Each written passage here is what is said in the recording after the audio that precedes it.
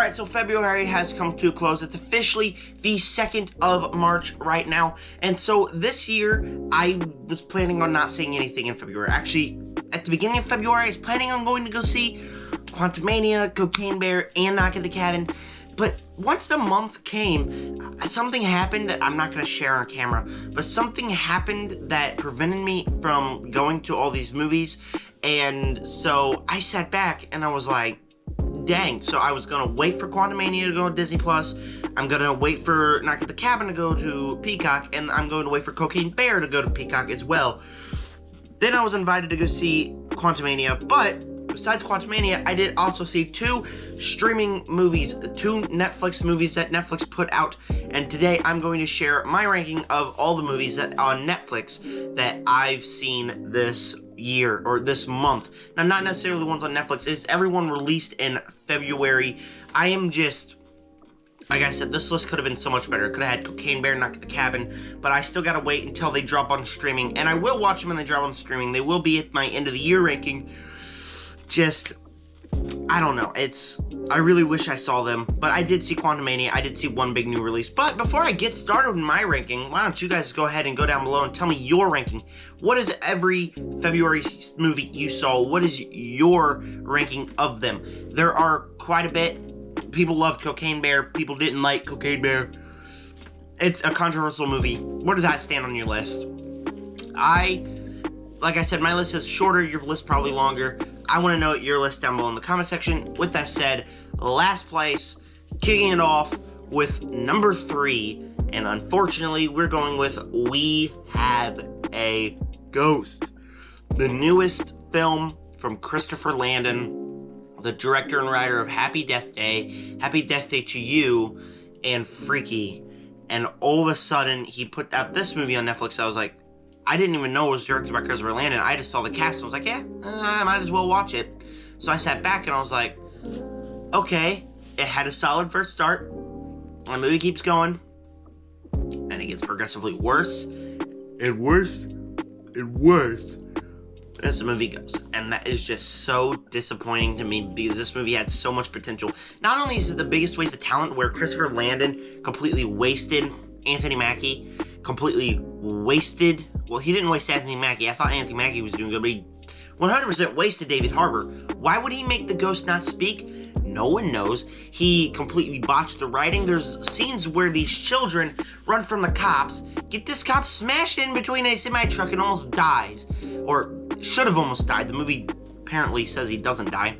But the kids just get grounded by their parents. The cops don't even punish them. Like, what? What? This character, certain to the return of the ghost character in the movie, all of a sudden was like, I don't want to kill you, ghost. You are free to go. Which he spent the entire movie hunting the ghost, and it makes no sense. The plot twist was too far too late.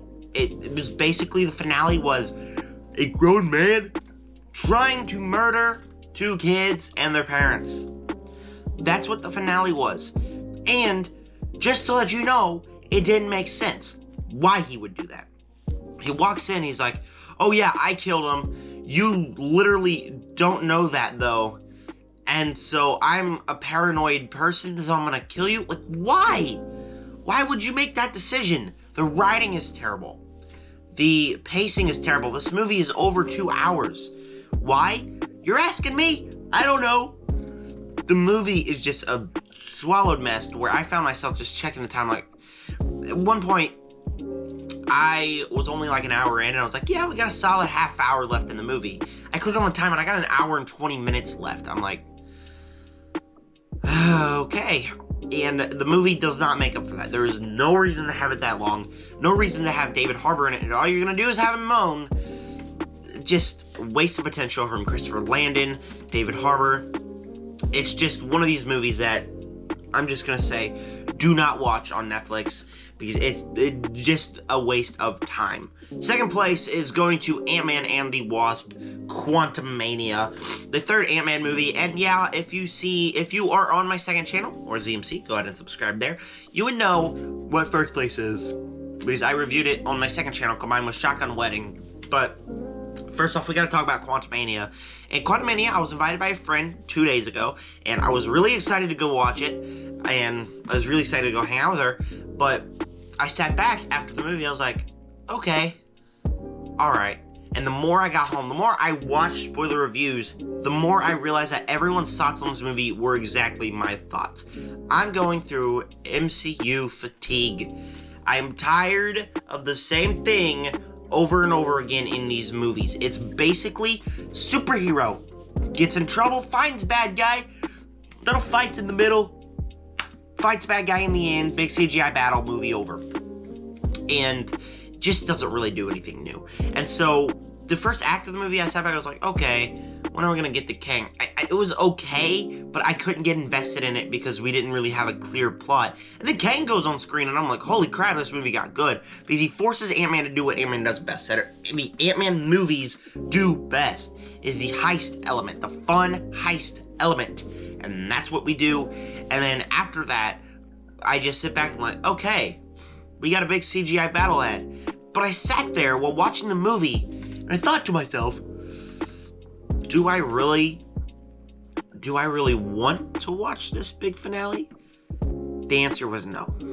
I did not care to see the big finale of Ant-Man and the Wasp: Quantumania, the big CGI battle, and that's where the fatigue comes in. Not only is MODOK completely wasted in this movie, but Kang is also wasted to me. I mean, like, they're saying that he is the most powerful version of Kang. That they banished him to the quantum realm, and he's able to be defeated by some ants and a little stingers from someone's gloves. Okay, that made no sense whatsoever. And then, like, come on, man. How can Ant-Man defeat them? How is the Avengers going to lose? Or how is there going to be stakes in Kang Dynasty if all the Kangs come in and all the Avengers are in? There's way more Avengers than Kangs. Well, maybe. I don't know. There's a lot of Avengers. That's for sure. And if you get the Avengers from the multiverse, if two ants can defeat one, like, what are the stakes going to be? I'm not sure if I'm going to feel stakes for that movie. Just the writing was all messed up. I just didn't much care for it. And the more I sat back when I got home, and the more I thought about it, I was like, I didn't like that one as much. And I so wanted to like that. When it goes to Disney Plus, I most likely will watch it again with my family. But for now, I'm just so mixed on the movie. And it hurts so badly because I wanted to love it. I just couldn't love it because all these problems in there just really affected this. And I really don't want to go through MCU Mystique because this is my favorite franchise. It's so special to me, and it's just going to do this. I don't really know what to think. First place, obviously, your place or mine. Yeah, a Netflix rom-com beat out an MCU movie. It shouldn't beat out an MCU movie. And originally, I put Ant-Man and the Wasp above this movie. More step back to think, I was like, I had more fun watching this movie than Ant-Man and the Wasp. Now, just saying, this movie was really nothing. It was a basic rom-com. I enjoyed it. Reese Witherspoon and Ashton Kutcher's chemistry. I enjoyed Ashton Kutcher and Reese Witherspoon's kids' chemistry. That was really fun. There's some solid jokes here. Steve Zahn's in this, and he's kind of wasted as this character. But the more we go on in this movie, the more I sat back and was like, okay, this is fun. This is fun. And sure, it's not a perfect movie. It's only in third place because I've only seen 6 movies that's better than 3 movies. But it was just a fun little rom-com to enjoy your Monday night on, to just sit back and relax and watch it. I didn't really feel anything until the end where the writing started to go downhill. We didn't really need to see a romance between the main 2 characters. That was 100% unnecessary. We didn't really need to see any, like, we didn't even really need to have them battle it out at the end. Like, okay, that happens in every single rom-com. That's pretty typical by now. It's predictable, it's basic, but it's fun. And when I watched a trailer to steal it off of YouTube and put it in my review for, like, that, not the whole trailer, but like the clips, I was like, you know what? I had fun watching that movie. And after Quantumania, I sat there and I was like, I definitely had more fun watching this movie. And even though it had flaws, definitely had writing problems, it was a fun little movie that you really can't complain. I'm not the target audience, but I still really enjoyed it, and that is why Your Place or Mine is in first place. February for me, not the best month at all. I probably will change my mind once I see Knock at the Cabin and Cocaine Bear, especially Cocaine Bear. Those two would probably be at the top of the list. But for now, it's Your Place or Mine, a Netflix rom-com. That was fun. I want to know your ranking down below in the comment section.